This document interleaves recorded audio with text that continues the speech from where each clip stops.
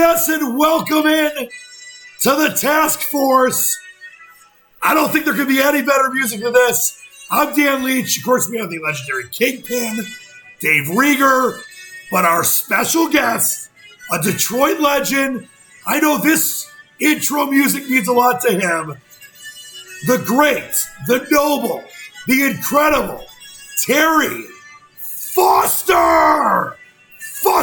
Yeah. I haven't got an intro like that in decades. The pride of the Chippewas. Terry, it couldn't be any better to see you.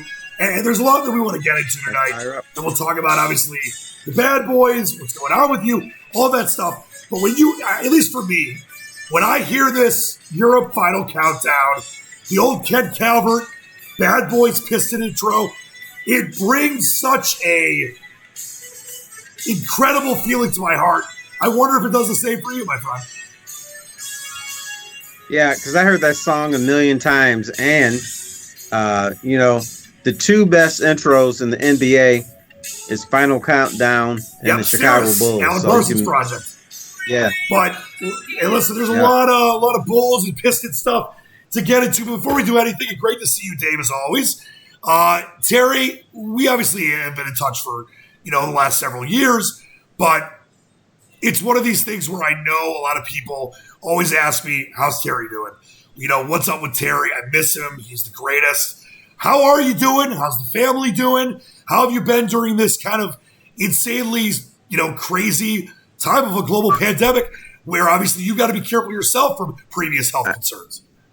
Yeah, I know. I would say the term would be inconsistent because, we live in a nice house, but, the walls start closing in on you. You want to do stuff. You want to meet friends somewhere and you just can't do it.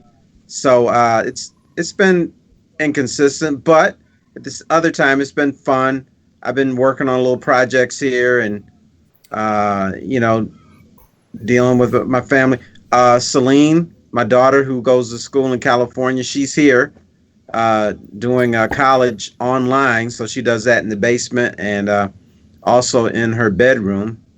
So it's good having her home and out of the craziness of California because it was kind of breaking down there. In fact, some kids she knew had COVID-19, wow. So I'm glad she's out of that mess. We quarantined her in the basement for 2 weeks and then brought her upstairs. So we're all safe then. That's all that matters. I mean, we all got to find ways to do what we can. By the way, welcome to the Porchos, the D-line. Says DTM and T-Foss Swizzle Sticks. By the way, Terry, Dan, we're going to get right into this. I know Dave's got some questions about this as well. Dan T on the chat said, hey, guys, Terry wanted you to know, I hope you know this, that Chris Broussard and Rob Parker was a previous task force guest. They shouted you out when they were talking to Joe Dumars about this whole Last Dance thing. Were you aware of that? I was not aware of that, but I appreciate that. Well, and let's talk about this because, of course, we're going through this period of time where there's no sports, no live sports. I've fallen in love with horse racing. That's a totally different story. 3 a.m. Right. Aussie harness racing action. But the last day, of course you are. The Last Dance got moved up. Of course. It was supposed to be, I believe, October or the fall at some point, and they released this, 10-part series, filmed in 97, 98. Obviously with recent stuff where they sat down with Micheal and Isaiah and so many others. And everyone is talking about episode 3. And, of course, we'll get into the Rodman stuff in a second. But, Terry, the hate is still there. You covered this. You were in the middle of this. Jordan, it's been 28 years. He still can't get over Isaiah Thomas and the Pistons walking off the court. When you saw all this transpiring on television and all the Pistons fans going crazy, what was the first thing you thought about? The first thing I thought about, and I thought the significant story was the walkout. What I didn't see was the complete story, and that's what ESPN does, particularly when they're trying to protect Micheal Jordan. Yes, the Pistons walked out. Yes, we can debate whether it was the right or wrong thing to do. Isaiah Thomas has said that he's paid a heavy price for doing that, but they don't show the whole story. They didn't show Micheal Jordan. I saw no sound bites of Micheal Jordan the day before. Pistons bad for basketball. Right. They're bad people. He really downgraded the organization. Now, I've heard from some people that say, well, you can't take a few words. There was significance to that press conference for Jordan. His goal was to destroy the Pistons, which he achieved. He wanted the league to be called differently to benefit the Bulls and other finesse teams. Mission accomplished. And basically just wanted to get rid of the Detroit Pistons, which he did. Pistons were older too, but he wanted to make sure they couldn't be have any type of revision, and that was calculated on his part to destroy a franchise. So they didn't show any of that, but they showed the walkout. So my whole thing is, let's see the whole story, and then you make your decisions. You kept saying that beautifully because, and Glenn put this out on the live chat, the Celtics walked out on the Pistons. There was never any bugaboo about that. Obviously, Jordan, and they talked about this during episode 3 and part of 4, that, Jordan was the star, the superstar. It was, Magic and Larry had passed the torch. Isaiah was a superstar type player, but he wasn't Michael Jordan. But it was all about the Bulls. And when you look at what happened, that Detroit beats them 3 times, I've always used this in comparison to whether it's the Lions trying to become a successful franchise or the Tigers or whoever it is. You got to get through the teams you can't get through, then you have your chance to win. And Detroit could get past the Celtics, they did. Could get past the Lakers, they did. They won the title. Bulls could get past the Pistons, they finally did. I think that what some people forget, not here in Detroit, Terry, and that's why I love having you to talk about this because you covered it, is that without the Pistons, there is no Michael Jordan Bulls. There is no 6 titles or whatever. That is correct. And he needs to acknowledge that. We all heard the story about him lifting weights, the whole team lifting weights, getting physically and mentally tougher. But I want to take you back to the year before the walkout. The Bulls lost the game at the Palace in the playoffs in the Eastern Conference Finals against the Pistons. And I just so happened to go into the Bulls locker room before the game, and I talked to Micheal Jordan. And he told me that his team was soft. He thought they couldn't beat he didn't say they couldn't beat them, but they said they were too soft. They had to be tougher. He realized what this team had to be if they were going to beat the Pistons. And then after that game, the Pistons won. Micheal Jordan had a tantrum, threw chairs all over the place, and then he wouldn't talk to the press. But I was able to convey some of his thoughts from before the game, that he thought his team was soft. He thought his team needed to be mentally tougher, and that the Pistons sort of had their number, and he was angry about that. So he didn't talk to the press for about 2 or 3 days after Before that. I get to Dave here, I know Dave's got a lot of stuff he wants to get to with this because he lived it as well. Terry, what did you like when you look at Michael Jordan? We know he's the GOAT. I feel like he's the GOAT, always will be, always has been. And he was an incredible player. But what are some things from you covering him and being around in that era, this incredible kind of golden era past, the first golden era in the 60s and 70s of the NBA, but really post-tape delay, Magic and Larry, and then into Michael Jordan's era with the Bulls. What can you tell us about what it was like to cover Michael Jordan? And obviously I was lucky, and so was Dave, to watch him in person, but I never got a chance to really cover him. What was that experience like for you, and what are some things maybe some don't know about Michael Jordan? Yeah, for the most part, I would say I did not cover him, because whenever you're close to him, there's a million people around, and I'm just kind of throwing a tape recorder in the middle of a scrum. I got to talk to him one-on-one one time, so only for me. But at the time, here's what I learned about sports, and this is what the Bulls and the Pistons understood. The game doesn't end at the final whistle. The game can, or a series or whatever, because Phil Jackson was a master of this. The Pistons did it well. Michael Jordan did it. They put things into the media. They got into the ears and the heads of the officials. And so, they would say, let's look out for certain things. This is happening. And all of a sudden the officials are, oh, yeah, I see this foul, or I see this all of a sudden. And so they understood the game didn't end at the final whistle, that a series keeps going over and over and over again. The other thing, when you're a superstar like him, it's very difficult to get one-on-one time. It's very difficult to get an insight. sometimes he said things that were calculated, like the Pistons are bad for basketball, but a lot of it was, just let me just talk to the media because that's what I have to do. So he was calculated or calculating, and then sometimes he was just like, okay, I have to do this interview. So you had to catch him at the right time with not as many people around if you really wanted to get some good Dave, stuff. you lived it as well, my friend, and I know there's a lot of things that you want to ask Terry about when it comes to this. What are your thoughts on those bad boys and the disrespect from the Bulls and all the things that encapsulated that era? I finished watching 3 and 4 together the other day, and I found myself getting really fired up all over again, about them walking out. I actually liked the fact that they walked out. I did not like that. Only because Isaiah explained that the Celtics walked out on the Pistons, and the only reason that they have the picture of him shaking hands with Kevin Micheal is because Isaiah grabbed Kevin Micheal and to talk to him, and that's the only reason. But it didn't bother the Pistons like it bothered the Bulls. Horace Grant was all upset. Bill Cartwright was all mad. Michael Jordan's still mad to this day. But the fact of the matter is that the Pistons owned the Bulls for the previous 2 years. The Bulls, the 3 years, the Bulls had to become stronger. They had to become more mentally tough.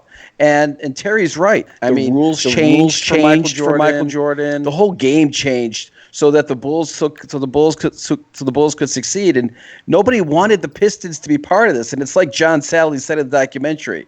There was the Lakers, there was the Celtics, there was the Bulls, and then the fly in the ointment was the Pistons, and they ruined the whole thing. And that's what I think I love the most about it, is that the Pistons were that mosquito that you try to get rid of, and you just can't do it. Yeah, no, I think that's well put. Terry, what do you think it is about this Pistons team? Because I've said this for a long time.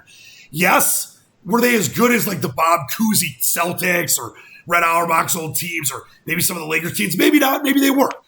But I think that they are, as far as a title team goes, especially that first team in '89, and we know they should have won in '88 except for the Phantom Foul.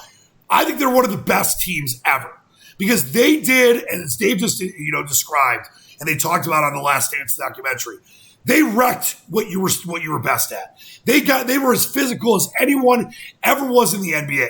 Do you think that there's a lack of respect for just how great that Bad Boys team was, at least the first year, obviously the second title year, but just that whole 3-4 year period, that they were one of the best teams in the history of the league?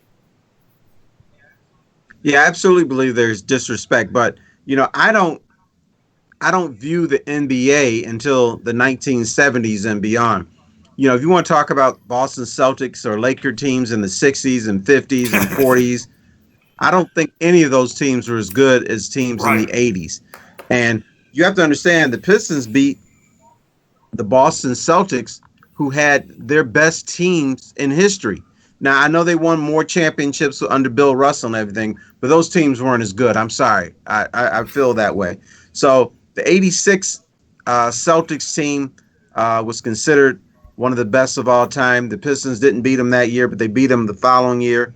And they were able to beat Larry Bird, Kevin Micheal, Robert Parrish. I mean, these are all Hall of Fame players. Dennis Johnson, Danny Ainge was pretty good too. So, I mean, these teams were loaded.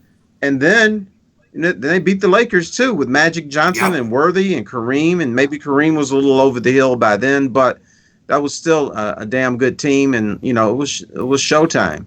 So, I just don't think they get the respect. But that's Detroit. If something's happened in Detroit, it's got to be a fluke. There's got to be something wrong. It's got to be nobody else was good or was just a figment of our imagination. So, I mean, I think that's the whole Detroit sports scene. It's a badge of honor. Glenn on the chat, by the way, said Joe Dumar's owned Jordan for a while. Joe was extremely underrated in the NBA. Yeah, he's one of the best defenders. Even Jordan talked about that Joe was such a great defender. When you look at what ended up happening, and I know the walkout is obviously this big kind of point of contention. Pistons fans love it. I didn't like it when it happened because I'm a sportsmanship guy, but I understand, they hated each other. And then, of course, the Bulls go on and win their 6 titles, and Jordan's a GOAT. We know all that. But when you look at that inflection point in time, kind of how, the Bulls had to get past Detroit, or they weren't going to win those titles.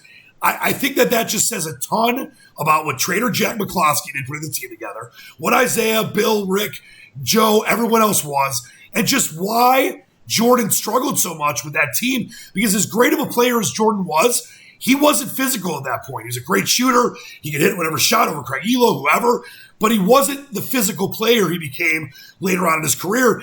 And I think he's got to thank the Pistons for that. And that's why I think this documentary has fired so many people up here in Detroit, because like you said, there's this lack of respect, but people don't want to say, oh, without the Pistons, Jordan would have won those titles. This team's got to be propped up, Terry. You lived that run, and what was it like to live during that run and see the Pistons own the best player ever? Well, it was fun. I mean, it was exciting basketball. And most of these games, even though they own them, you didn't know who was going to win. I mean, it would be a couple minutes left. The Bulls might be up 2. The Pistons were up 2, and they would just go fighting back and forth, and the Pistons would somehow win. And a lot of times, if you look, the Bulls won early at the Palace. Yep, game 1. And, they would still have a court advantage right off the bat. So you kind of think, okay, the Pistons might be in a little bit of trouble here, but then the Pistons will always lose to game 3 at Chicago Stadium, and somehow they win game 4, and then they take control of the series. So, but the other thing I think the Pistons taught Jordan is you can't do it all by yourself. You got to trust John Paxson. You got to trust, what's the guy with the little beanie head? But he always had shooters around him. Craig, B.J. Armstrong. But I was thinking about Craig Hodges. 3-point specialist. Hodges. Yeah, absolutely. Who got drummed out the league, I'm convinced, because he started dogging Micheal Jordan. Yeah. And so he had to trust those people. He trusted Scottie Pippen, but Horace Grant was a very good player. He had shooters around him.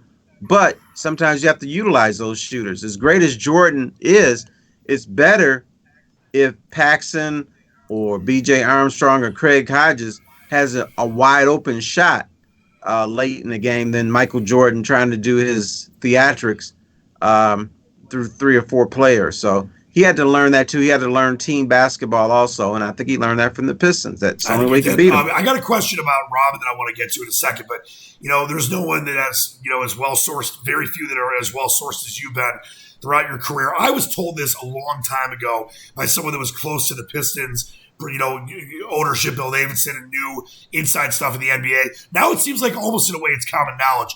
From what you know, the Jordan leaving of the NBA to go play baseball, how much of that was around his gambling problem? Because I was told years ago in like the early 90s that the reason he had to go was because David Stern knew the gambling was spiraling out of control. There are rumors, obviously, his dad might have been killed because of his gambling debts or something like that. Have you heard much about that when you were covering the team? I heard that story over and over again. I don't know if it's true, but if you hear it enough times, then everybody starts to believe it. But that was the scuttlebutt around the league, that Jordan didn't leave the game. He was suspended because of gambling problems. And I'll be honest, I don't know if that's true or not. I've just heard it several times from people. I've in heard the it from league. many. Hey, and I bet you I wanted to bring up Rodman, who's obviously like the featured part of a lot of that episode 3 and 4. Dave, we've talked about Rodman a lot. My dad actually, when Rodman was, people might not know this, he was married to a regular woman, not like Carmen Electra or Madonna. When he was a Piston early on, my dad was actually his wife's doctor.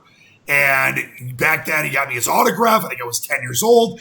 He said he was completely normal. Not that there's anything wrong with his antics. Dennis is a very interesting guy, as they encapsulated in the documentary. But when you think about Dennis Rodman, Terry, what was it like to cover him? And obviously, he didn't get as crazy here in Detroit as he did when he was in Chicago and went to Vegas for 72 hours, whatever it was. I know Dave thought that was funny. What was it like covering Rodman and just how amazing of a player he was as well? Well, first of all, I covered 2 Dennis Rodmans. There was the sweet, innocent Dennis Rodman who cried when he won Defensive Player of the Year, who was so active on the floor defensively and getting rebounds. I never saw anything like that. I haven't seen anything like it since. So it was a joy to cover. And, it was good for me as a journalist, because when he started clowning, I was the kind that told it like it was. I would throw in my 2 cents and say, I don't like this. And it actually got me a good story one time.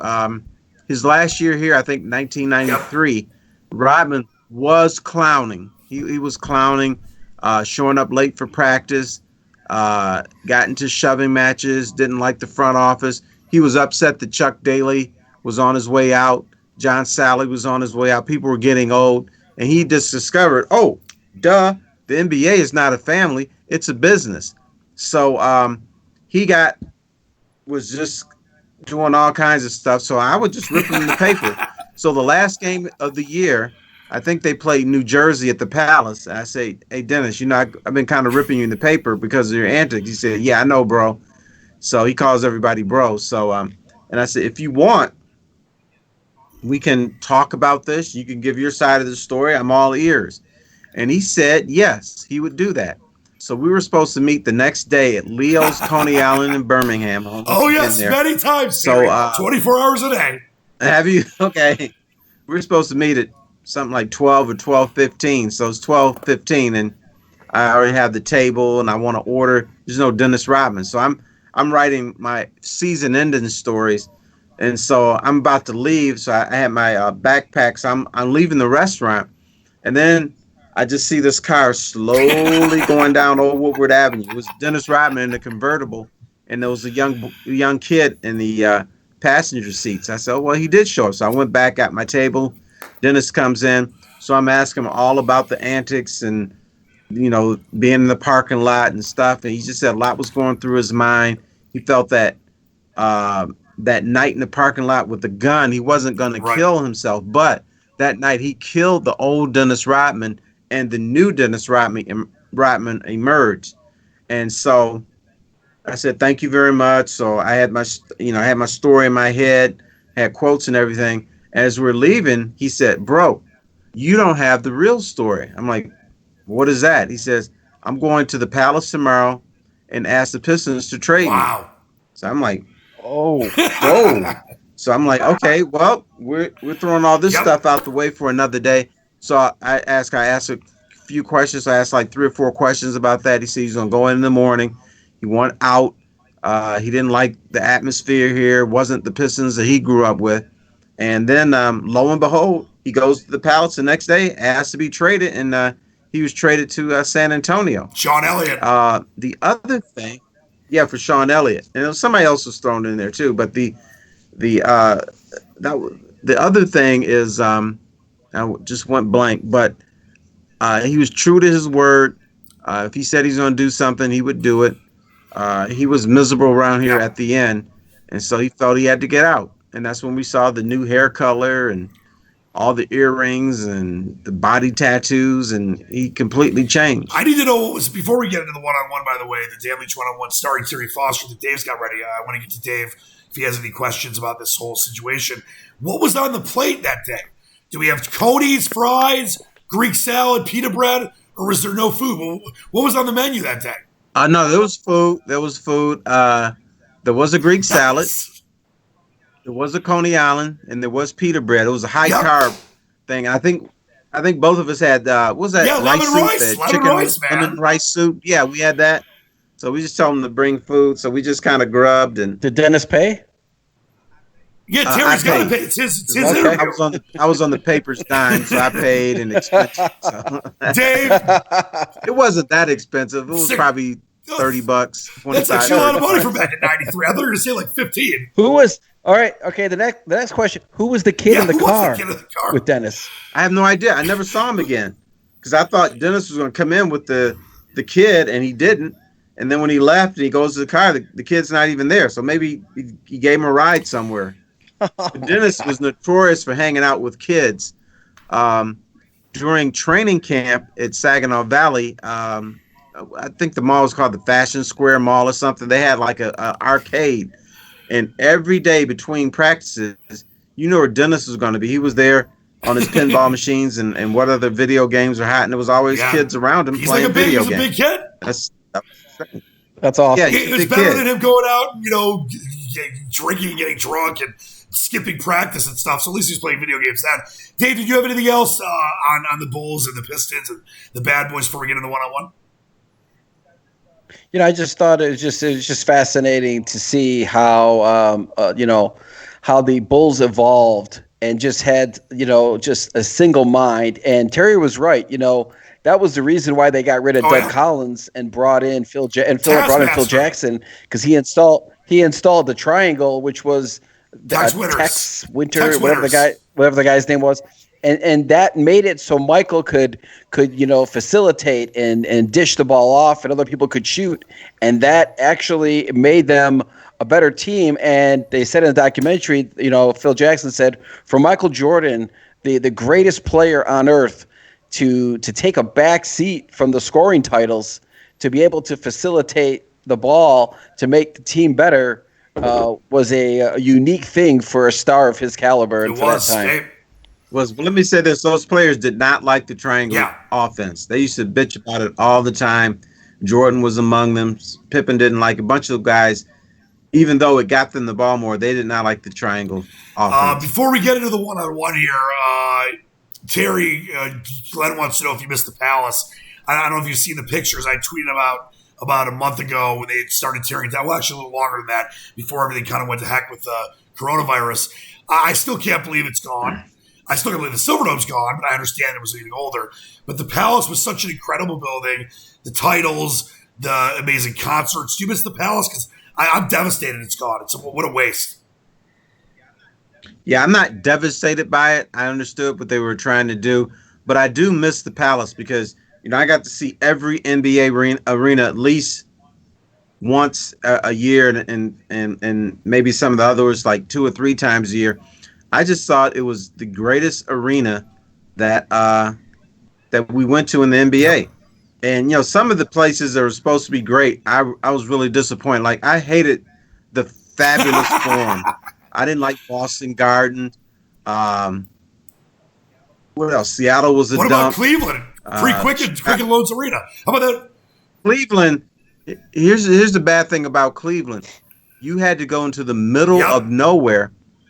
Wasn't it the Richfield Coliseum? Yeah, Richfield Coliseum.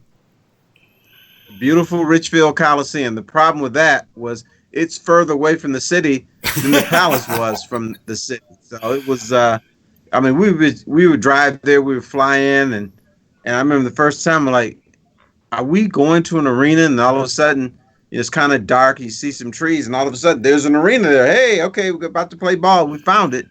But it was kind of scary out there the first few times. Palace was the best. All right, well, let's get into it. Dave's prepared 5 pressing questions. I have no idea what they are. We call it a Dan Leach one-on-one, but it's starring the great Terry Foster. All right, Dave, what do we got? Question 1. All right, question 1 for you, Terry. I'm sure you're familiar with Hart Plaza, obviously, and that sculpture there, that transcending sculpture with the 2 half circles that come almost to the top. So, being that you're the the sports writer of the group here, you have been tasked with one side of the sculpture having the 4 greatest players from the 4 pro sports teams during your time covering the teams on one side, and then on the other side, the 4 worst players for those same teams on the other side. Who would they be? All right. I'll start with the 4 best. I would go with, is it 1 player per team? 1 player per team. Okay. Detroit Pistons, no doubt it is Isaiah Thomas. Not only is he a great player, but, he did stuff behind the scenes to help the team better. As far as the Tigers, me covering it, I'd have to say Miguel Cabrera, the best hitter that the Tigers have ever had. Al Kaline was a little before me. I saw him play as a kid, but I'm still going to say Miggy. The Red Wings, Steve Yzerman, I think that's another easy one. And the Lions, there's only one guy, and it's got to be Barry Sanders. I think that was pretty easy. Now, worst players, I'm assuming these are the bad players that got to play. Right, exactly. Okay. I'm going to say with the Lions, because I used to rip this guy all the time. He was a lineman named Larry Tharp. I remember Larry Tharp. Larry Tharp always jump off sides.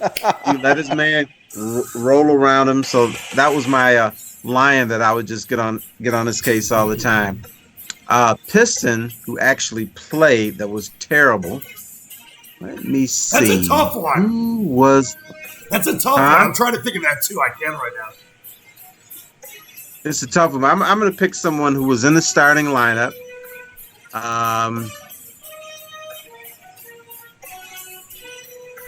Now let me come back to that one. Bison Daylight. Tigers. Yeah, you know what? I didn't like Bison Daylight. The guy. How about the guy that was supposed to bring so much to the Pistons? I'm gonna say Bison Daylight. That's a good call. He wasn't terrible, but if you're gonna pay him all this money and say, "Hey, this is your franchise," you're supposed to average more than 14 points a game. So I would say him. Red Wings. Someone who played. That's tough. And they, during my time, they were all pretty good. How about? It's probably a little bit unfair, but Fisher, the defenseman, because he was injured all the time. He was injured all the time, but I would say him. And then I am missing Tigers. I got a Tiger. For sure. Okay, how about a guy that we used to beat up on all the time? How about Brandon Inge? See, I love Brandon Inge. I'm surprised you went Inge, the notorious Bing. No, I remember Terry. I did. Now, my favorite quote from Brandon Inge was they're bringing in Pudge Rodriguez. Inge gets mad because he says, "I'm a better catcher than Pudge Rodriguez. Why are they bringing this guy in?" Do I need to say anything more? Now, I'll start with the bad ones first. And listen, it's funny, with the Brandon Inge thing, the Tigers very kindly have asked me to do these Q&As at Comerica Park, and they were nervous that the Brandon Inge one might not have a lot of fans at it. Inge was maybe the third most attended behind Al Kaline and Pudge. So he's a very divisive guy. But for the Tigers, I'll go Dimitri Young. Total cancer, jerk. Yes, he had moments at times, but I'll go Dimitri Young. Wings, I'll go Johan Franzen, and not all of it was his fault, but for all the money they paid him and what they gave up and signing him at Hossa, I'll go him. For the Pistons, I was going to go Bison Dele because he was such a waste. But also, he didn't really play, but Darko was a mess. And then the Lions is tough, but I'll go Joey Harrington because he was just such garbage, and he was supposed to be the future. The best players, though, during my time covering them, Stevie Y for sure. As a young kid and then a young journalist, Barry Sanders for sure. Miguel Cabrera / JV. And then for the Pistons, Terry, you're 1,000,000% right. Zeke Isaiah Thomas is the king. Yes, he ruined the CBA. He ruined the Knicks. He did a lot of bad things afterwards. But he was such... Has nothing to do with us, though. He was the best. I still have my number 11, size kid small, Isaiah jersey from a giveaway at the Silverdome one year. I'll never forget that. I'll never lose that or get rid of it. All right, Dave, question 2. Question 2, Terry. This kind of piggybacks on the the last all the Micheal Jordan documentary that's going on. So you have a sit down with Magic, Michael, and Isaiah. You can only ask them each one question. But if you follow the rules and ask them each just one question, they have to give you a truthful answer. What would your one question be for each of them? Okay. Right on the spot. Let's start with Michael. Do you acknowledge that the Pistons helped you become a great player and a great franchise? Yes. Isaiah Thomas, do you feel, a lot of people say you're the greatest little man in the game. How did you think you stacked up when you were on the same floor with Magic and Micheal Jordan and Bird too? I would throw him in there too. And Magic, I'd be curious to know. You're 6'9". You came through at a period where if you were 6'9", you were automatically thrown into forward. How did you convince coaches to let you play point guard? Those are all great questions. For Michael, Yeah, for Michael, I'd ask him, how bad was the gambling, for sure. I need to know if that's why he left the game of basketball or was forced to. For Magic, I would ask him, what was the worst or most scary moment after you found out you got AIDS? Like, was there a time where you really thought you were going to die? And then, what was, who am I forgetting? Isaiah? For Isaiah, I would say, tell me the truth. How angry are you that you were left off the Dream Team? Just how much of a travesty was it that you, as everyone knows it, Terry, you know this too. There is no way Isaiah Thomas should not have been on the Dream Team. He was better than Stockton. Everyone knows that. And it was a total Jordan snub. So I don't want to know how angry he was. I know he's talked about it, but I don't know if he's really given a real honest answer. All right, there's a good one, Dave. Great answers by T. Foss. Question 3. Mm-hmm. He's the guy. Question 3. A University of Pennsylvania study is determining if canines can detect an odor associated with COVID-19. 8 Labrador retrievers are participating in this study. Terry, what is the odor that you think these dogs are picking up on for COVID-19? I'm going to say pepper and vinegar. Ooh, pepper and vinegar. Okay. I like it.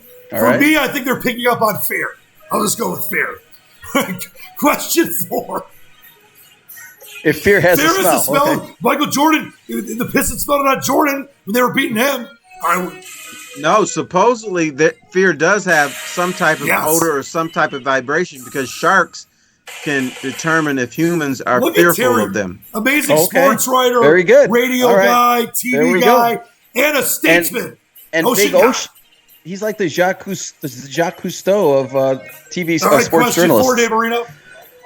All right, TV and movie casts are holding Zoom meetings for reunions like Melrose Place, Fresh Prince, The Goonies.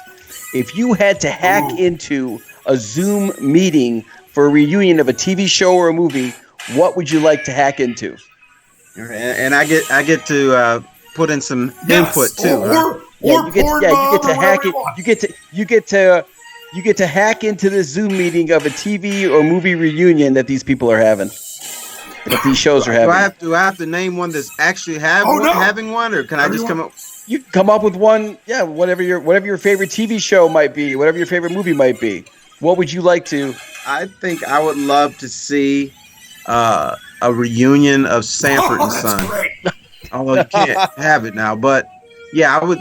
Let's go back to the junkyard. That'd be fun. I used to watch that all the time. Love it. Chuck Keller, our old friend Terry on the chat, says Goonies. Hey, you guys. For me, there's so many. Chuck Keller is crazy, man. Great. He's a great whiz, but he's super. It's like what Jamie Samuelson says about me. There's no greater guy than Dan Leach, but he's also clinically insane, which is totally true. For me, that's a very tough one because there's so many, but I immediately, my heart went to Star Trek Next Generation or the original series. One of the 2 Star Treks, I want to talk to Shatner or Jean-Luc Picard, Patrick Stewart, so I do one of the Star Treks. All right, that's a great question, Dave. Let's hit it out of the park. I know I'm going to get in trouble, but I hated Star Trek. I'll forgive you. I have a lot of friends that don't like Star Trek. I just think that you're missing out on hope, dreams, and meeting other civilizations. Because aliens are real, Terry. Let's hit out of the park, as we always do with question number 5. The last question, of course, in the history of the Triple Crown, there have been 13 horses that have won all 3 races. And on Saturday, NBC, because there's no Kentucky Derby, is going to hold a virtual Kentucky Derby with the 13 winners of the Kentucky Derby of the Triple Crown of the past. For instance, Secretariat, Seattle Slew, American Pharoah, and each of them has odds to win. Secretariat being the favorite at 7-2, and then other ones being like Omaha, Justify being 20-1. My question for you is, what horse is going to win the virtual Kentucky Derby of the all-time Triple Crown? What about Mojo's horse? Real quiet, but it never won the Triple Crown. Yeah, real quiet. No, as soon as you said that, but the first thing out of in my mind was Secretariat. Secretariat won by 33 lengths. Secretariat also was I don't know how he won this, but Secretariat was the sports person of the year by Sports Illustrated. Maybe there's a lot of pressure on him, but I think that was the greatest racehorse that we ever saw. Was Man of War in that? So here are the horses. 1978 Affirmed at 5-1. 1946 Assault at 20-1. 1973 Secretary at 7-2. 1990 Sin Barton at 20-1. 1977 Seattle Slew at 5-1. 2015 American Pharaoh 6-1. 1930 Gallant Fox at 20-1. 1948 was a 4-1. 1937 War Admiral at 8-1. 1941 Whirl Away at 6-1. And Count Fleet 6-1, 1945. 2018 Justify at 15-1, and my personal favorite, 1935's Omaha at 20-1. Okay, you trying to make some money? Yeah, that's all. I will be betting on this, of course. I love horse racing, and I've been super into it as of late because it's the only kind of. And I know you're betting on that. What were the odds again on American Pharaoh? American Pharaoh was at 6-1. Terry is 100% right. Secretariat is probably, I know it's a horse, but it's still an athlete, probably the greatest horse ever. And, there's obviously been great horses throughout the time. The closest one is 1948 Citation, at 4-1 was to really Secretariat. Good as well. What about Seabiscuit? I know Seabiscuit got one of the Triple Crown. But I think there's value on American Pharaoh at 6-1, so I'll lay a little squeeze on that. But Secretariat's winning this thing. Terry, 33.5 lengths, the greatest horse ever. You got to go Secretariat, but there's no value there, so I'll give you a small moderate play on American Pharaoh. Dave, great job as always. That is the Dan Leach 101. Starring the great Terry Foster. Terry, a few things before we got to go here, and I can't thank you enough. And I want to tell this story quick before I have a quick little rapid fire talking with Terry that I want to get to with some rapid fire questions in a second. But if you were, we talked about this, many times in the past, Terry, where I had left to go to boarding school and then to Costa Rica, and I came back and I ran into you downtown the night of the Bears Lions Monday night game. And I think we were outside of Chelly's or American Coney Island. And I'll never forget it because, you were walking around just taking it in like I was. And you were always such a man, and not always, you still are, such a man of the people. And I ran into you and you were super kind to me. I didn't see you in a while. You remember who I was, this crazy kid from Fox 2 as an intern years back. And I thought about that before we started the show today. Because you, and I've done, obviously, different radio shows with you and have known you for a long time. You've always been incredibly kind to me. People across the board, everyone I talk to, has nothing but great things to say about you. You're someone that I think that there are so many of us in this business that we look up to. And I just want to thank you for that. And that night where I got to kind of hang out with you and walk around with you for a minute after I'd been gone from Detroit, which kind of killed me because it was good for my life to get my life together and go to school out west. But I'd missed the city. That was such a special night with the town alive after Lions sucking for so long and that sold out, 6 false start penalties, Jay Cutler by the night game.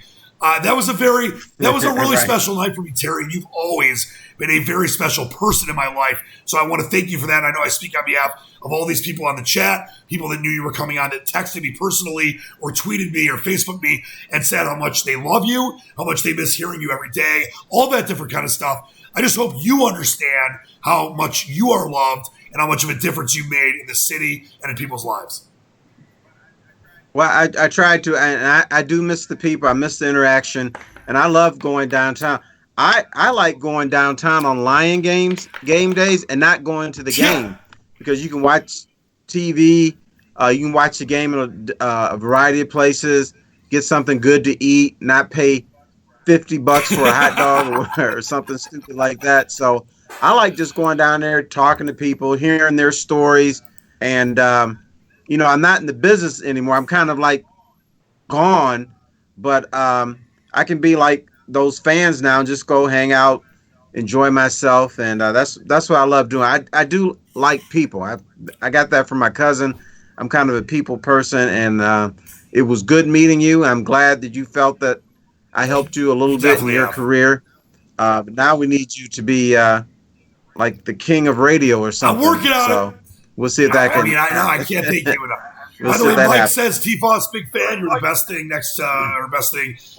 in my broadcasting life. Porcho St. Dan, Dave Terry, thanks for doing this tonight. I needed this. Stay healthy. That's from Glenn. I want to do a quick talking with Terry, if we may. Rapid fire stuff here. Terry, just really, you don't have to spend much time on these answers. Just kind of a little insight into just you and your career. I want to start with this. Your favorite athlete ever to cover? Favorite athlete ever to cover, I would say would be Grant Hill.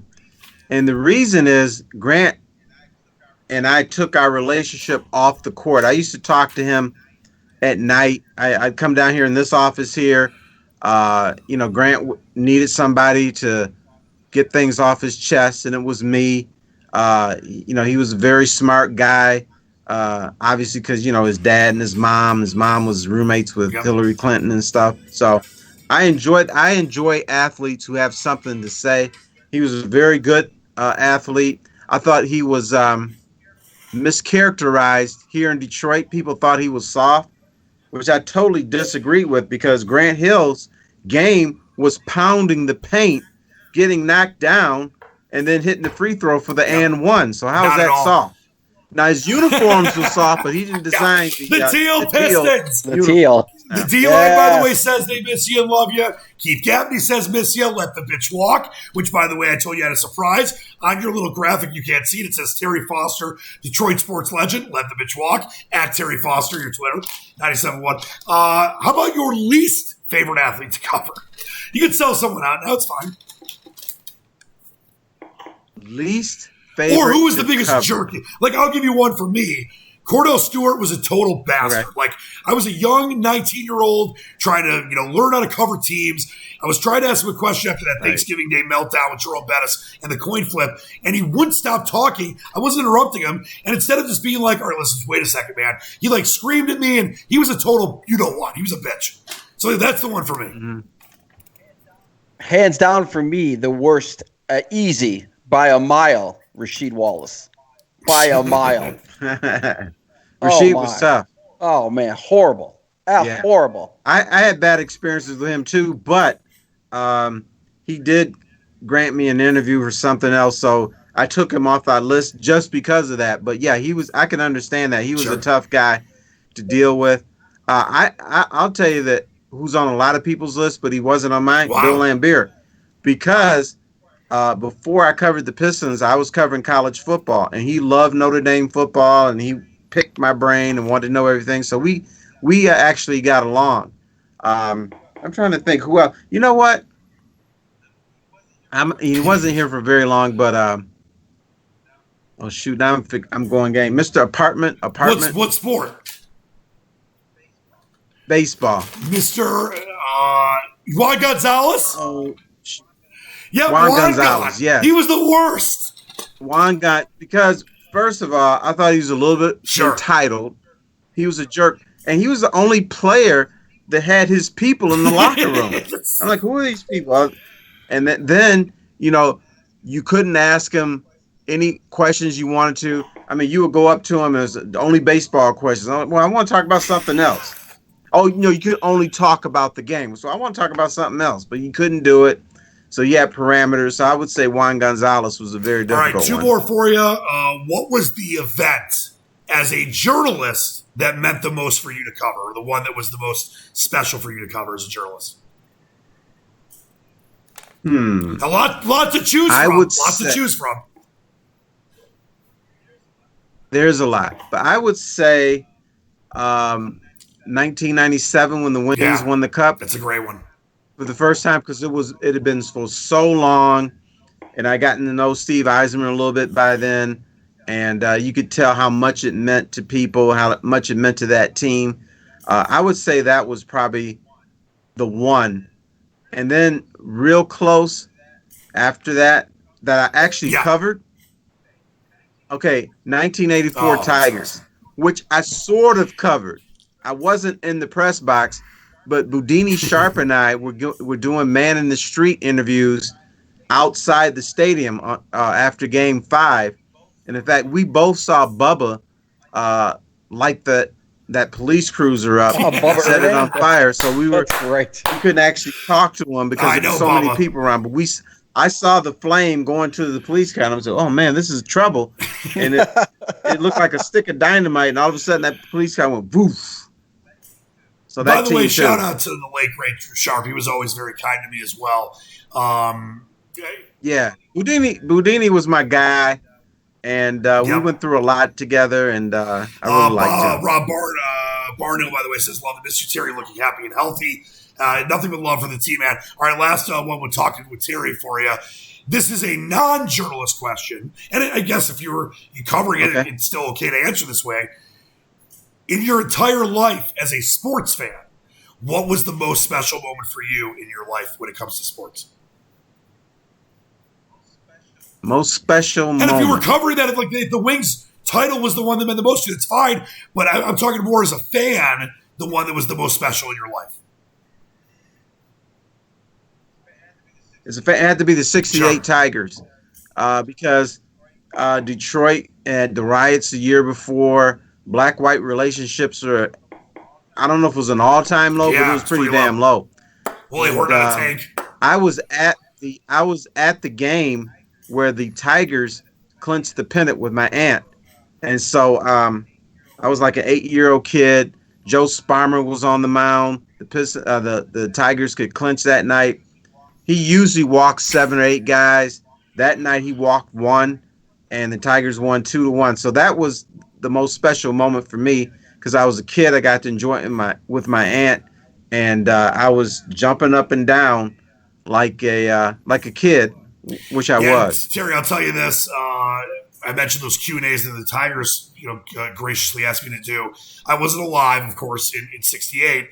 But my dad was, and my grandparents were, and I've heard all the stories. My dad's hero was the late great Al Kaline, and I sat down with all those '68 guys, and I did a lot of research for that because I wasn't alive. And I knew the stories. I've seen the documentaries, as we've all learned throughout our lives, and our parents and grandparents told us. But Terry, that team, and Dave knows this too. Willie Horton on a tank, the riots of '67. I think that's the most important championship team in the history of the city. Because it showed you what sports could do. It brought the city together. Like you said, black, white, Asian, Hispanic, Jews, Muslims, Christians, whoever they were. That team, I think, will go down, at least in my opinion, as the most important, maybe not the best, maybe not the most beloved, whatever, but the most important by far title team in the history of the city. Yeah, let me give you a story that illustrates that. I went to a game the year before in 1967 with my Aunt Jerry and my cousin David, and I saw a black guy and a white guy get into the most vicious verbal dispute that I'd ever seen. They were complaining about the white guy accused the black guy of burning down the city. The black guy said that the white guy was prejudiced and hated black people. So anyway, the black guy punched the white guy in his jaw and knocked him completely out. And he was shaking on the ground by a lamppost, and I was scared. I'm like, whoa, this guy, is he going to die? And so finally he just kind of went limp, and later on he kind of woke up. So that was a scary part. So that was 1967. 1968, the night that the Tigers clinched, I went out, my aunt and I were holding hands on Michigan Avenue, saw a black guy and a white guy approach each other. They gave each other big hugs and did a little ring around the rosy. They went around in circles. And so that shows the power of sports. It showed that sports could bring the races together at a very troubling time. And I know today you talk about a white guy and a black guy hugging, and people are like, well, so what? Back then, it sent chills through my body. And a bunch of other people were looking like, whoa, what's going on here? And then after they were finished, people were happy that they got to see that. But it just showed how polarized we were at the time and how the Tigers helped us during a very troubling time. Hey, listen, Terry, I can talk with you for 10 hours. We'll have to do this again.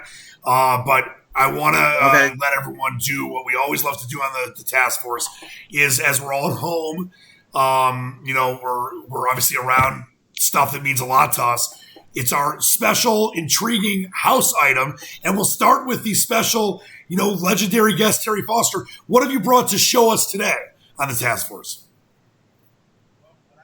Well, what I've brought you today is nothing but to congratulate you for your 9 years of sobriety. That's my gift. That's so kind of you. No, we talked about it yesterday. You said you had a surprise. How about that? I know Dave's got something very probably wacky, probably Broncos-y. What do you got, Dave?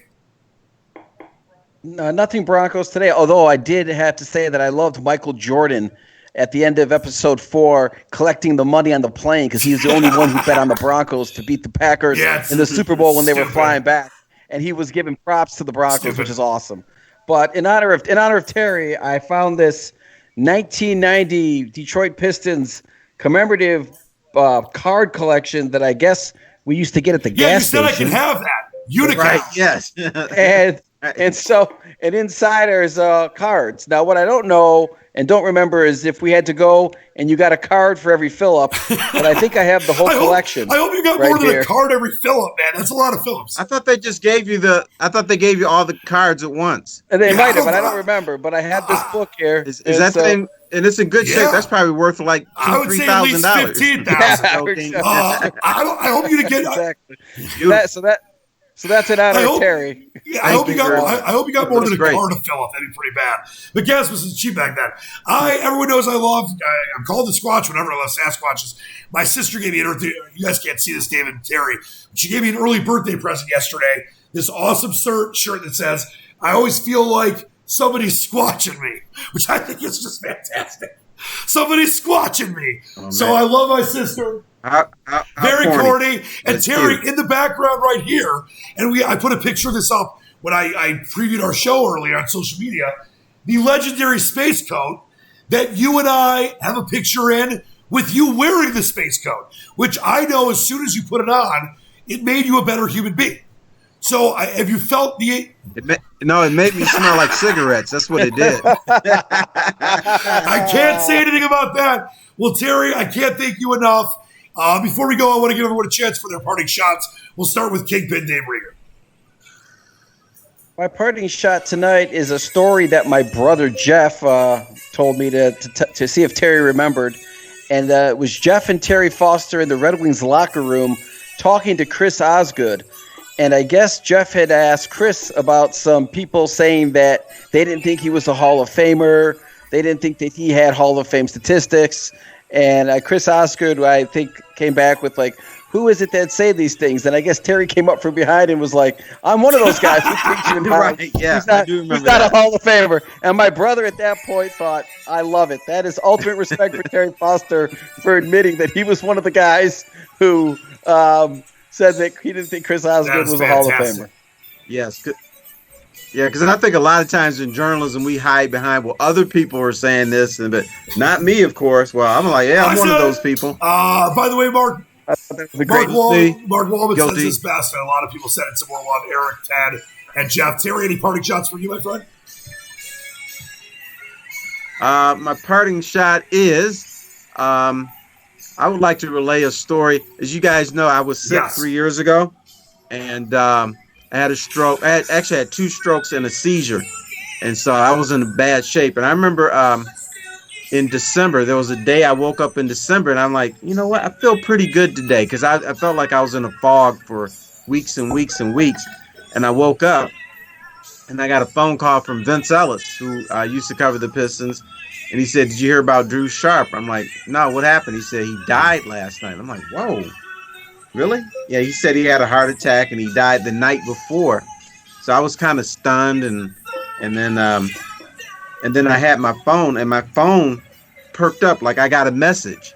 So I, tapped the numbers, and it was from Drew. And he said, hey, T, this is Boudini. Just want you to get better. I know you follow the doctor's orders. We're rooting for you. Want you to get better. And then it was like, and that happened at 1 o'clock in the afternoon. It was scary. And Vince called me at 10 in the morning, and I'm like, damn, the thing just popped up at 1 o'clock. And so I didn't think Drew was dead. As I said, this message just came through, but he was. So it was kind of surreal. And my wife said, well, maybe Boudini was giving you a message on his way up to heaven. And then I said, are you sure Drew's going to heaven?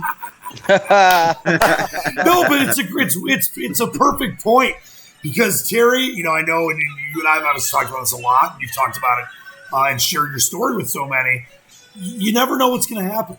And I know we're in this crazy time. We're doing shows at home and Skype stuff and, pandemic and all the social distancing. But you never can forget just how important every moment is. And you look how healthy and great you look. Look how many people you've inspired.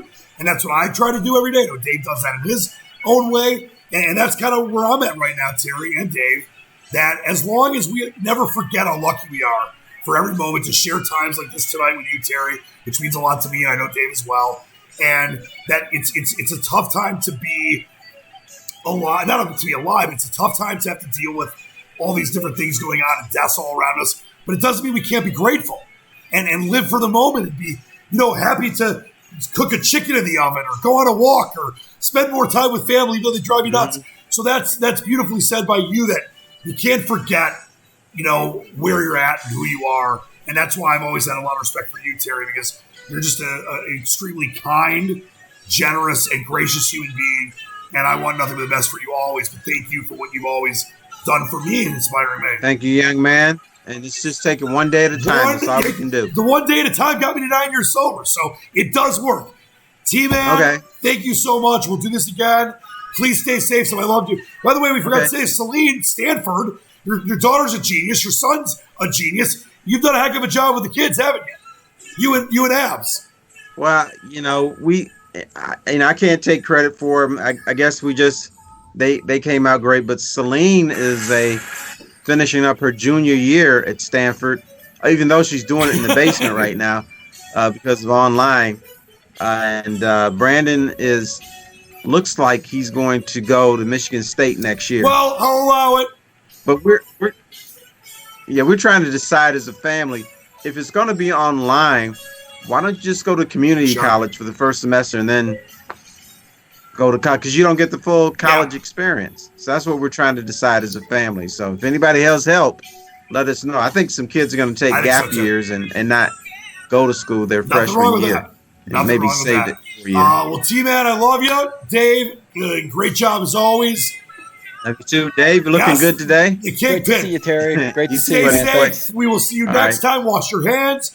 Spread love, not hate. And until next time, Dan Leach saying, Task Force, 20 seconds. Sing out a happy birthday. We will see you next time. Terry, love you, man. Task Force. I love you too. Out. Be good, man. Peace. Bye.